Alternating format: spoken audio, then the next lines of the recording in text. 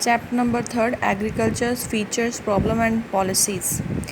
सबसे पहले आप सबको पता है कि एग्रीकल्चर क्या होता है। एग्रीकल्चर होती है एक आर्ट होती है फसलों को प्रोडक्शन करने के लिए, क्रॉप्स की प्रोडक्शन करने की एक आर्ट होती है, जिसका मेन पर्पस क्या है। एग्रीकल्चर का मेन पर्पस ये है कि हमें एग्रीकल्चर से हमें फूड ग्रेन्स चाहिए, अपने के लिए खाना चाहिए, हमें मिल्क चाहिए, हमें वेजिटेबल्स चाहिए और या फिर रॉ मटेरियल चाहिए इंडस्ट्री के डेवलपमेंट के लिए। आगे हम इसका पढ़ रहे हैं, इसकी इम्पोर्टेंस क्या है। एग्रीकल्चर की बहुत सारी इम्पोर्टेंस है इंडिया में ख़ास तौर पे, क्योंकि इसकी 70% पॉपुलेशन जो है वो एग्रीकल्चर पे बेस्ड है। सो इसकी बहुत सारी इम्पोर्टेंस है। जैसे देखिए, कंट्रीब्यूशन करती है ये नेशनल इनकम में। नेशनल इनकम जो होती है देश की, वो सरकार की, गवर्नमेंट की होती है, जो हमें देश में और देश से बाहर से प्राप्त होती है। तो इसमें 59% जो इनकम है, नेशनल इनकम का पार्ट जो है वो एग्रीकल्चर से आता है। और इसके अलावा हम जो है सप्लाई करते हैं, ये हमें सप्लाई करती है वेज गुड्स। वेज गुड्स हमने आपको बताया कि क्या होती हैं। वेज गुड्स होती हैं जो हमारी लाइफ के लिए ज़रूरी होती हैं, दूध, कनक, चावल, कुछ भी, बाजरा, जो ठीक है। इससे हमें जो है सप्लाई करती है वेज गुड्स की, अबाउट 134 करोड़ पीपल्स हैं जो उनको ये खाना देती है एग्रीकल्चर, और 51 करोड़ जो पशु हैं उनको लिए चारा देती है ये। उसके बाद जो है एग्रीकल्चर जो एम्प्लॉयमेंट जनरेट करती है, 70% तो ऑलरेडी खेती पे निर्भर कर रही है हमारी। उसके अलावा जो है हम रेंट पे जो लेबर हायर करते हैं उनको भी एम्प्लॉयमेंट मिलती है। और एग्रीकल्चर और इंडस्ट्री, हमारी इंडस्ट्री जो है मेनली वो भी एग्रीकल्चर पर डिपेंड है, और एग्रीकल्चर से ही उसको रॉ मटेरियल मिलता है। अगर इंडस्ट्री का डेवलपमेंट करना है तो एग्रीकल्चर का डेवलपमेंट ज़रूरी है। एग्रीकल्चर से ही उसे रॉ मटेरियल मिलता है जिससे वो अपने फाइनल प्रोडक्ट्स बनाती हैं। उसके बाद क्या आ जाता है, उसके बाद आता है एग्रीकल्चर और फॉरेन ट्रेड। फॉरेन ट्रेड करते हैं हम, एग्रीकल्चर बेस्ड जो चीज़ें होती हैं उसे ही हम बाहर से मंगवाते हैं, और एग्रीकल्चर से जो प्रोड्यूस होता है वो हम बाहर बेचते हैं, जैसे तंबाकू, चाय और कॉफ़ी वगैरह और मसाले वगैरह। और बाहर से क्या मंगाते हैं, ट्रैक्टर, मशीनरी और टेक्निकल जो भी अच्छा है वो हम बाहर से ट्रेड करते हैं। इससे इंटरनल ट्रेड भी काफ़ी इंक्रीज़ होता है। इंटरनल ट्रेड कैसे इंक्रीज़ होता है कि हम देश के अंदर भी आपस में ट्रेड करते हैं। राज्य से राज्य में ट्रेड होता है, जहाँ पर जो वस्तुएं प्रोड्यूस की जाती हैं वो अगर किसी और राज्य में नहीं होती है तो वहाँ से उनको ख़रीदा जाता है और उनसे बेचा जाता है। उसके बाद में ट्रांसपोर्टेशन इज़ द मोस्ट, जो ट्रांसपोर्टेशन है उसका भी इंक्रीज़ होता है, क्योंकि एग्रीकल्चर बेस्ड जो गुड्स हैं, सर्विसेज हैं, उसको हमें इधर से उधर लेकर जाने के लिए ट्रांसपोर्टेशन की ज़रूरत पड़ती है। इसके लिए जब ग्रीन रिवॉल्यूशन आई थी, हरी क्रांति आई थी, तब से फूड का प्रोडक्शन जो है काफ़ी बढ़ गया है। तो जो फूड का प्रोडक्शन है हम उसको बाहर भी भेज रहे हैं, और जहाँ पर उसका प्रोडक्शन नहीं हो रहा देश में, वहाँ पर भी हमें उसे इंटरचेंज करते हैं। तो इसके लिए ट्रांसपोर्टेशन जो है काफ़ी मेन इम्पोर्टेंस, उसका भी इम्प्रूवमेंट हुआ है। उसके बाद क्या है, गवर्नमेंट को इनकम तो होती है। गवर्नमेंट को इनकम होती है टैक्सेस वगैरह से। जब हम फूड ग्रेन्स को जो ट्रक्स वगैरह में लोड करके एक राज्य से दूसरे राज्य, या फिर एक स्टेट से दूसरे स्टेट, या फिर एक कंट्री से दूसरी कंट्री में हम एक्सपोर्ट करते हैं तो काफ़ी सारी एक्साइज ड्यूटीज़ लगाई जाती हैं, एक्सपोर्ट ड्यूटीज़ लगाई जाती हैं, टैक्स लगाए जाते हैं, जिससे गवर्नमेंट को भर भर के इनकम होती है। उसके बाद क्या है, कैपिटल फॉर्मेशन होती है। कैपिटल फॉर्मेशन होती है क्योंकि एग्रीकल्चर बेस्ड है, सब कुछ एग्रीकल्चर बेस्ड है, तो एग्रीकल्चर को डेवलप करना गवर्नमेंट का मेन ही बनता है, उसको करना बनता है। उसके लिए जो पहले जो सोर्सेज थे उनको चेंज करके नई कैपिटल लाना, नए साधन लाना, नए मशीनरी लाना बहुत ही ज़रूरी है। जो हमारे देश में एक डिस्गस्ड अनएम्प्लॉयमेंट है, छुपी हुई बेरोजगारी है। छुपी हुई बेरोजगारी वो होती है जिसमें 2 बंदे काम कर रहे हैं और तीसरा अगर उसके साथ 2 बंदे काम कर रहे हैं खेत में, वो उसके लिए सफिशेंट है। अगर तीसरा भाई है जो उनका, वो भी कह रहा है कि मेरे पास काम नहीं है, मैं आपके साथ खेतों में काम करवा देता हूँ, तो तीसरा जो है वो काम तो कर रहा है पर उससे कोई इनकम जनरेट नहीं हो रही। अगर वो उस तीसरे बंदे को किसी और इंडस्ट्री में लगा दें या कहीं और काम करने के लिए लगा दें, तो उससे जो इनकम लाएगा वो खेती के लिए अपने इक्विपमेंट्स खरीद सकता है, उससे हमारे एग्रीकल्चर का डेवलपमेंट हो सकता है। सोर्स ऑफ सेविंग, ये बड़े बड़े किसान जो होते हैं उनको ज़्यादा इनकम हो रही है ग्रीन रिवॉल्यूशन की वजह से, क्योंकि उनकी प्रोडक्शन बढ़ गई है और उसकी वजह से उनको बहुत सारी पैसा जो है वो सेव कर सकते हैं एग्रीकल्चर से जो इनकम होती है। सोशल एंड पॉलिटिकल सिग्निफिकेंस, अगर देश के किसान जो हैं वो उनको इनकम ज़्यादा होगी। और ज़्यादातर जो है एग्रीकल्चर से बेस्ड लोग जो हैं वो रूरल एरियाज़ में रहते हैं। तो ज़्यादातर जो हमारी वोटर्स हैं वो भी कहाँ रहते हैं, वहाँ रहते हैं, खेतों में विलेजेस में रह रहे हैं। तो क्या होता है, उससे क्या होता है, अगर एग्रीकल्चर का डेवलपमेंट होगा तो उनका लिविंग ऑफ स्टैंडर्ड भी बढ़ेगा, उनका रहन सहन का पद्धर भी अच्छा हो जाएगा, जिससे वो क्या होगा, उनके पास पैसे आ जाएंगे, अच्छे पैसे आ जाएंगे, तो वो भी राजनीति में, पॉलिटिकल में आगे बढ़कर हिस्सा लेंगे और देश का भविष्य अच्छा कर सकते हैं। Basis of the economic development, economic development के लिए, देश की डेवलपमेंट करने के लिए पैसा जो है ज़्यादातर एग्रीकल्चर से ही आता है। तो एग्रीकल्चर जो है उससे डेवलपमेंट होती है, हमारे देश की इंडस्ट्री की डेवलपमेंट होती है, ट्रांसपोर्ट की डेवलपमेंट होती है। ये सब कुछ जो है इकोनॉमिक डेवलपमेंट का ही हिस्सा है।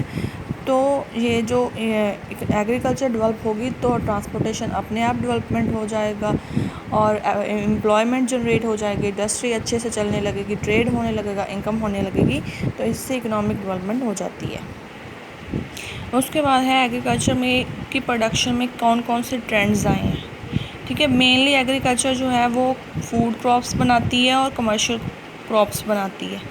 ठीक है, उसमें ट्रेंड्स क्या आए हैं, फूड क्रॉप्स में ट्रेंड्स क्या आए हैं, ट्रेंड्स क्या आए हैं मतलब आज़ादी के बाद जो है, उसके बाद जो 5 ईयर प्लान्स बनाने शुरू हैं तब क्या क्या ट्रेंड्स आए, वो उनका प्रोडक्शन बढ़ा या कम हुआ, ये सब कुछ इसमें आ जाता है। देखिए पहले 2 प्लान्स में तो काफ़ी बढ़ा, पहले इतना था, देखें ये बढ़ रहा है, इसमें भी बढ़ रहा है, पल्सेस भी बढ़ रही हैं।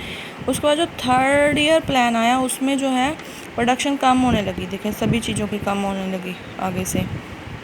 3rd ईयर में तो ये नेगेटिव ही चला गया एग्रीकल्चर की ग्रोथ जो है।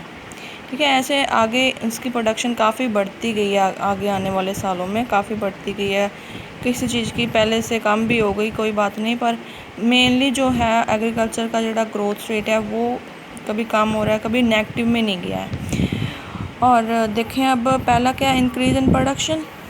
ठीक है, ये तो पता ही चल गया कि हमें फूड ग्रेन की प्रोडक्शन जो है वो धीरे धीरे बढ़ रही है, 70 ईयर्स हो गए हैं, तो इसमें क्या है, पॉपुलेशन 70% जी प्रोडक्शन है जो लास्ट 70 ईयर्स में जो है वो इंक्रीज़ हुई है, किसने 5.6 टाइम्स ज़्यादा हो गई है, पहले कितनी थी अब कितनी हो गई है।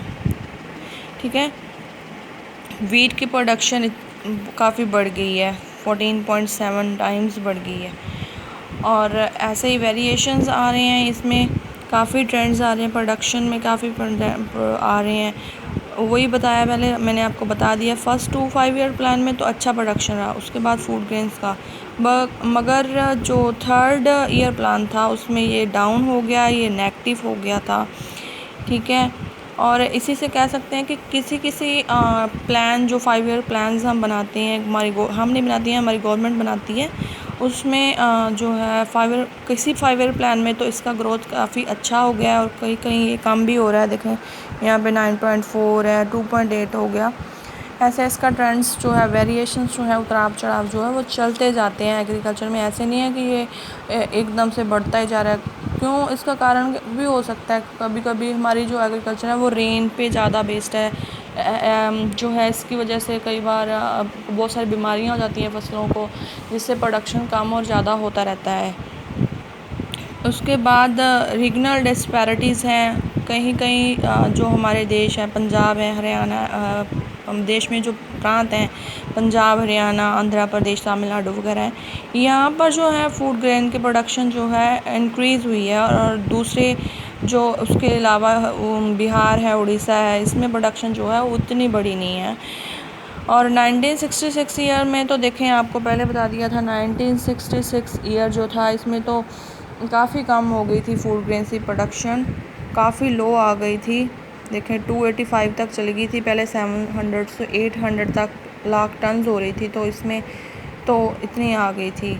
इसके अलावा आप इफ़ेक्ट ऑफ वेदर भी कह सकते हैं, इफ़ेक्ट ऑफ वेदर की, क्योंकि हमारी खेती जो ज़्यादातर जो है रेन पे बेस्ड है, और अभी भी तो कभी रेन ज़्यादा भी आ सकती है, कम भी आ सकती है, ज़्यादा आएगा हड़ आ जाएगा तो फसलें वैसे ही बर्बाद हो जाती हैं।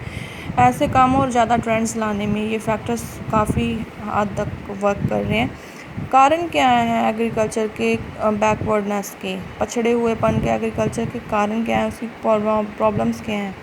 इसके लिए 3 फैक्टर्स काम करते हैं। ह्यूमन फैक्टर्स हैं, इंस्टीट्यूशनल फैक्टर्स हैं, टेक्निकल फैक्टर्स हैं। ह्यूमन फैक्टर्स होते हैं वो फैक्टर्स जैसे कि इसका फर्स्ट फैक्टर है ह्यूमन फैक्टर। ह्यूमन फैक्टर क्या होते हैं? ह्यूमन फैक्टर जो इंसानी तौर से, इसको बोल सकते हैं मनुक्खी फैक्टर। पहला क्या है? Pressure of population on land. हमें पहले से ही पता है कि हमारी 70% जो लोग हैं, पॉपुलेशन जो हैवी प्रेशर है वो पॉपुलेशन का वो लैंड पे है। अगर देखें पहले से देखें तो पहले बहुत कम था। जैसे जैसे हमारी पॉपुलेशन इंक्रीज़ होती जा रही है वैसे वैसे आगे आगे खेतों का आकार छोटा हो रहा है। जैसे पहले किसी का एक बेटा था तो उसके पास जैसे ज़मीन काफ़ी थी, 10 एकड़ थी, उसके बाद उसके 2 बेटे हो गए, उसके बाद फिर वो 5 में डिवाइड होगी। उसके बाद फिर अगर उसके बेटे हो जाते हैं, ज़्यादा हो जाते हैं, पॉपुलेशन इंक्रीज़ हो जाती है तो उसका आकार जो है वो काफ़ी छोटा होता जा रहा है, जिससे प्रेशर जो है ज़्यादा बढ़ता जा रहा है। जहाँ पर प्रेशर ज़्यादा होगा वहाँ पर इतना ज़्यादा उससे अर्न नहीं कर सकते हम। इससे क्या होता है इससे क्या हो रहा है कि बहुत सारे जो लोग हैं, पॉपुलेशन अगर उस पर डिपेंड करती जाएगी, लोगों को और कहीं एम्प्लॉयमेंट मिल नहीं रहा तो इससे छुपी हुई बेरोजगारी बहुत सारी पैदा हो जाती है, डिसगस्ट एम्प्लॉयमेंट पैदा हो जाती है, सेविंग कैपेसिटी लोगों की कम हो जाती है।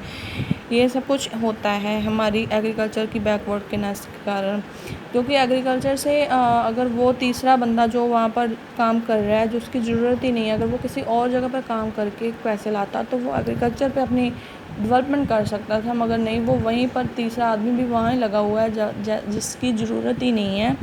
और सेविंग्स कम है तो सेविंग कम है होने के कारण तो वो क्या होगा, अगर सेविंग ही नहीं हो रही है तो वो अपनी एग्रीकल्चर पे कोई खर्चा ही नहीं करेगा। वो सोचेगा ही नहीं है कि मैं नए नए इक्विपमेंट्स ले आऊँ, नए नए यंत्र ले आऊँ, क्योंकि उसके पास सेविंग ही नहीं है।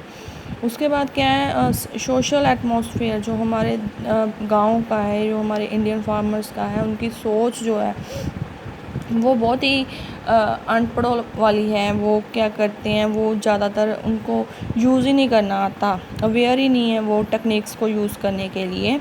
उनको अपनी किस्मत पे ज़्यादा बिलीव है, वो एक स्पिरिचुअलिज़म में ज़्यादा ट्रेंड्स करते हैं उसको। उनकी सोच जो है वो ज़्यादा रूढ़िवादी है, ऑर्थोडॉक्स है। उसको ये जो सब चीज़ें हैं वो हमें एग्रीकल्चर को डेवलप करने में हेल्प नहीं कर रही हैं। जो ज़्यादातर गांव में लोग रहते हैं, विलेजेस में लोग रह रहे हैं, उनका फार्मर्स जो हैं वो छोटे छोटे मैटर्स पे बहुत सारा लड़ाई करते हैं, जिसकी वजह से बहुत सारा पैसा जो उनका है वो अदालतों में ही अपनी सुलह करवाने के लिए ही खर्च हो जाता है। और जिसकी वजह से वो एग्रीकल्चर के ऊपर जो डेवलपमेंट पर वो पैसा लगा सकते थे, वो पैसा वो ऐसे ही नष्ट कर देते हैं। नेक्स्ट क्या है? इंस्टीट्यूशनल फैक्टर्स, इसको पंजाबी में बोलते हैं संस्थागत तत्व। फर्स्ट क्या है? Small size of farms. जो फार्म्स हैं, खेत हैं, उनका जो साइज़ है बहुत छोटा है। वो पहले हो गया कि जो साइज़ छोटा होगा तो उसमें टेक्निकली तरीके से हम खेती नहीं कर सकते हैं। वहाँ पर अगर इतना ज़्यादा छोटा है तो वो इंसान को सेविंग भी बहुत कम हो रही होगी, उससे वो नए नए इक्विपमेंट्स नहीं खरीद सकता। ठीक है, स्मॉल अगर साइज़ होगा तो क्या होगा, वहाँ पर साइंटिफिक कल्टीवेशन नहीं कर सकते, यहाँ पर हम अच्छे साधन नहीं लगाकर हम खेती नहीं कर सकते। ठीक है, डिफ़िकल्ट हो जाता है। तो फिर क्या करते हैं वहाँ पर लोग? कैटल मतलब पशुओं से खेती करते हैं, उनसे पुराने जो उनके संद थे उनसे खेती करते हैं। तो ये सब उस पर वो अपनी मनी वेस्ट कर रहे हैं, उससे कोई एग्रीकल्चर में डेवलपमेंट नहीं हो रही है। और जो इरिगेशन फैसिलिटीज़ हैं वो भी कोई बहुत अच्छी नहीं है हमारे पूरे देश में, वो ज़्यादा प्रॉपरली यूज़ ही नहीं हो रही हैं, कैनल्स वगैरह ये यूज़ ही नहीं हो रही हैं। उसके अलावा अगर हम रेन पे ही डिपेंड करेंगे तो फिर क्या हो जाता है, मतलब स्मॉल साइज़ हैं, अगर वो भी रेन अच्छे से नहीं आई तो वो यहाँ पर जो खेती थी वो भी बिगड़ जाएगी। और इसी वजह से जो इंडियन एग्रीकल्चर है इस पर स्मॉल साइज़ ऑफ फार्म्स बहुत ही इफ़ेक्ट डाल रहे हैं। अगर हमारे खेत बड़े बड़े होंगे तो वहाँ पर टेक्निकली तरीके से हम एग्रीकल्चर कर सकते हैं। उसके बाद क्या है? Land tenure system. Land tenure system को कहते हैं काश्तकारी प्रथा। जो लैंड टेन्योर सिस्टम में ज़िम्मेदार होता है, ज़िम्मेदार जो होता है उसके खेत होते हैं, वो वहाँ पर खुद एग्रीकल्चर नहीं करता, वो अपने खेतों को किसी और को आगे खेती करने के लिए देता है। वो उससे बहुत ज़्यादा रेंट लेता है, उससे बहुत ज़्यादा अगर वो जो वहाँ पर खेती कर रहा है वो मानता है कि ये मेरी ज़मीन नहीं है, ये तो भाई ज़मींदार की ज़मीन है, तो वो भी वहाँ पर कोई इम्प्रूवमेंट नहीं करता, एग्रीकल्चर में कोई इम्प्रूवमेंट नहीं, वो नहीं कहता कि मैं यहाँ पर नई सॉइल को इंपोर्ट करूँ या फिर कोई नई यहाँ पर टेक्निक्स मैं यूज़ करूँ, ठीक है। वो नहीं वहाँ पर न्यू ट्यूबवेल वगैरह नहीं लगवाता, क्योंकि वो उसका खेत नहीं है। वो वो ये सब कुछ नहीं करना चाहता, क्योंकि वो चाहता है कि वो उसकी ज़मीन अगर होगी तो भी वो काम करेगा। जैसे हमारा काम हो तो हम अच्छे से करेंगे, अगर किसी और का हो तो हम क्या करते हैं, अच्छे से नहीं करते हैं। वैसे ही जो ज़मींदार का खेत होता है वो उसका अपना होता है, और वो आगे किसी और को देता है खेती करने के लिए।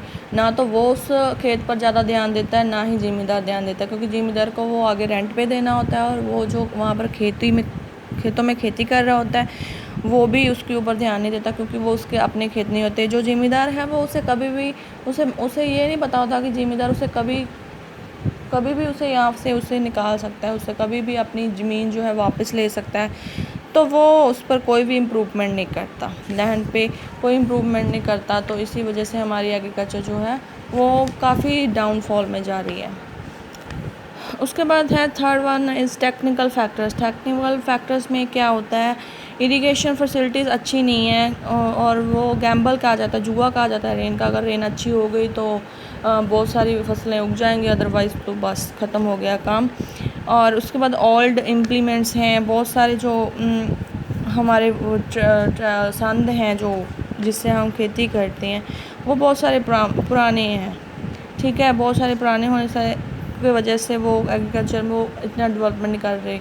हमें अच्छे जो ट्रैक्टर्स हैं, मॉडर्न इक्विपमेंट्स हैं, वो हम बहुत ज़्यादा कॉस्टली हैं, वो हमारे फार्मर्स जो है अफोर्ड नहीं कर सकते, क्योंकि उनके पास फार्म्स ही बहुत साइज़ ही बहुत छोटा है, उससे उनको सेविंग कम होती है, उसकी वजह से वो ये सब कुछ इतना अफोर्ड ही नहीं कर पाते हैं।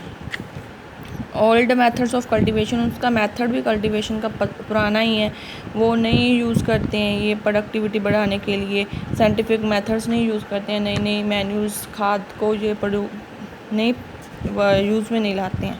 Lack of high yielding variety of seeds, हमारे पास जो सीड्स हैं, बीज हैं, वो भी अच्छे तरीके वाले नहीं हैं, जिससे बहुत ज़्यादा जो है प्रोडक्शन हो, वो वाले नहीं हैं, उनकी वर्तों नहीं कर रहे हैं फार्मर्स।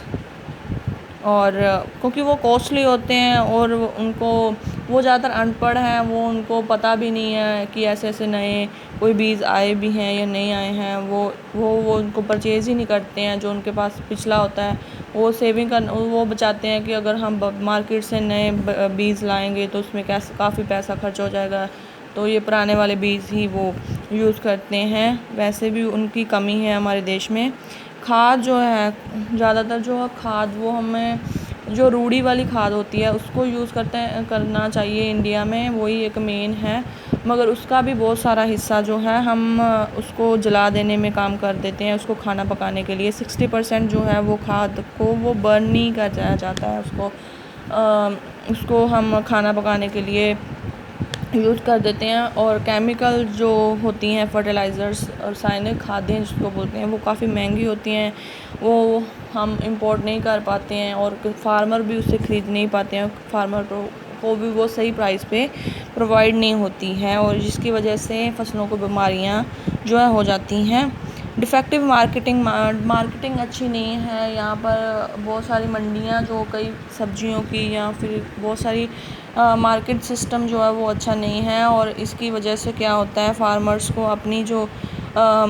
अपनी फसल जो होती है वो क्या होती है, वो उनको यहाँ पर जो जिससे उन्होंने लोन लिया होता है शाहूकार वगैरह को, उनको ही बेचनी पड़ती है। और जो शाहूकार होते हैं वो उनको अच्छा रेट नहीं देते हैं, अच्छे प्राइसेस पर उनकी फसल नहीं लेते हैं, जिसकी वजह से उनको बहुत सारा जो घाटा बढ़ जाता है, फार्मर्स को डिस्करेज कर देते हैं वो, क्योंकि उनको होता है कि हमने यार मेहनत भी की और हमें अपनी फसल का अच्छा मूल्य भी प्राप्त नहीं हुआ। तो ये भी एक बहुत बड़ी कारण है, बहुत बड़ा कारण है डिफेक्टिव मार्केट अगर अच्छी होगा, मंडीकरण अगर अच्छा होगा तो फार्मर भी अच्छे से अपनी फसलों को वहाँ पर बेच सकेगा और उसको अच्छे से उसके अपनी फसलों के प्राइस जो है वो मिल जाएंगे। और disease of crops and sets, उसको क्या होता है, इसमें क्या होता है, डिसीज़ बहुत हो जाती हैं, बहुत सारी बीमारियां जो है, टिड्डों का हमला हो जाता है, इंसेक्ट्स जो है वो बहुत सारी फसलों को ख़राब कर देते हैं, जिससे हमारा 100 करोड़ तक का जो एनुअली जो है फसलों को वो नुकसान पहुंचा देते हैं, जिससे हमारी एग्रीकल्चर जो है वो बहुत ही बैकवर्डनेस में जा रही है, वो पछड़ी हुई है। वीक कैटल देखें, टेक्निकल ट्रैक्टर वगैरह तो बहुत कम लोग यूज़ कर रहे हैं, पंजाब में तो आप बोलेंगे कर रहे हैं, मगर और जो प्रांत है इंडियन लेवल पे बहुत कम कर रहे हैं, वहाँ के जो फार्मर्स है गरीब हैं, वो नहीं ट्रैक्टर वगैरह अफोर्ड कर सकते, तो कैटल्स यूज़ करते हैं। कैटल मीन्स पशु यूज़ करते हैं खेती करने के लिए, और पशु जो हैं वो भी, उनकी हालत भी कोई अच्छी नहीं है, वो बहुत ज़्यादा बीमार हो जाते हैं, उनको संभालने के लिए ही बहुत सारा पैसा नष्ट हो जाता है, उनके चारे पे बहुत सारा पैसा नष्ट हो जाता है। उसके बाद अगर वो बीमार हो जाएं तो अच्छे से अच्छा उनकी इस बीमारी का इलाज करने के लिए हॉस्पिटल्स भी प्रोवाइड नहीं हैं कहीं कहीं, तो क्या हो जाता है, वो मर जाते हैं, जिसकी वजह से उनको नए लेने पड़ते हैं, तो इसमें बहुत सारा पैसा खर्च हो जाता है, एक्सपेंडिचर उनका बढ़ जाता है। तो इससे जो एग्रीकल्चर पर वो पैसा खर्च करना था, वो उनको बार बार जो कैटल्स पे, पशुओं पर ही पैसा खर्च करना पड़ता है, क्योंकि वो एक लिविंग ऑर्गेनिजम्स हैं, वो कभी भी मर सकते हैं, कभी भी बीमार हो सकते हैं। टेक्निकल फैक्टर्स जो हैं जैसे ट्रैक्टर्स वगैरह हैं, उनके ऊपर इतना खर्च नहीं होता जितना उनको करना पड़ता है कैटल्स पे। डिफेक्ट्स ऑफ सॉइल जो है वो भी अच्छी नहीं है, सॉइल को भी बहुत सारी बीमारियां हैं, कई किसान जो हैं वो अनपढ़ हैं, उनको तो इस तरफ ध्यान ही नहीं देते, उनको पता ही नहीं होता है कि हमारी क्रॉप्स जो हैं, हमारी फसलें कम क्यों हो रही हैं। उसका कारण ये होता है कि जो सॉइल है वो अच्छी नहीं है, सॉइल की क्वालिटी अच्छी नहीं है, सॉइल इरोजन हो जाता है, तो वो उसकी जगह नई ट्रांसपेरेंट नहीं करते हैं मिट्टी को, उसकी जांच नहीं करवाते हैं, तो ये भी उसका मेन कारण है कि हमारी एग्रीकल्चर जो है वो काफ़ी बैकवर्ड पे जा रही है। लैक ऑफ क्रेडिट फैसिलिटीज़ होती हैं, कर्जा वगैरह जो हमारा होता है वो लोग शाहूकारों से लेते हैं, जो महाजनों से लेते हैं, जो काफ़ी उनसे जो है ब्याज लेते हैं, इंटरेस्ट उनसे ज़्यादा लेते हैं, जिससे किसानों के पास कुछ नहीं बचता, उनको मजबूरन अपनी फसल भी उनके पास बेचनी पड़ती है, और वो उनसे कम रेट्स में लेती है। अगर विलेजेस में, रूरल एरियाज़ में अगर गवर्नमेंट जो है वो अपने बैंक इस्टेब्लिश करे, यहाँ पर लोगों को बताया कि यहाँ पर कम रेट ऑफ इंटरेस्ट पे जो है लोन मिल रहा है, तो अगर वो इससे मिलेगा तो किसानों को भी थोड़ा सा राहत मिलेगी, मगर ऐसा नहीं है। फार्मर्स जो हैं वो महाजनों और शाहूकारों पर डिपेंड हैं, जहाँ से उनको बहुत सारा ब्याज में ही उनका पैसा चला जाता है, वो एग्रीकल्चर पे, उसकी डेवलपमेंट पे पैसा खर्च ही नहीं करते हैं। उसकी रेमेडीज़ बिल्कुल सेम है। हमें क्या करना चाहिए, पॉपुलेशन का जो प्रेशर है वो कम करना चाहिए, इरिगेशन फैसिलिटीज़ बढ़ानी चाहिए, ट्यूबवेल्स वगैरह को यूज़ करना चाहिए, कैनल्स वगैरह, नहरों का पानी जो यूज़ करना चाहिए, मैकेनिज़्म यंत्र जो है वो अच्छे भी होना चाहिए, और सरकार को चाहिए वो उन किसानों को सस्ते रेट में प्रोवाइड कराए, उनका मेला लगाए, यहाँ पर उनको दिखाए कि इसको यूज़ करने का क्या फ़ायदा हो सकता है, ये सब कुछ उनको करना चाहिए। साइंटिफिक कल्टीवेशन करनी चाहिए, ठीक है, उनको यूज़ ऑफ फर्टिलाइज़र्स करना चाहिए, जो लोगों को अच्छे से अच्छे ये हमें गवर्नमेंट ही जो है अवार्ड्स देने चाहिए, लोगों को इनकरेज करना चाहिए।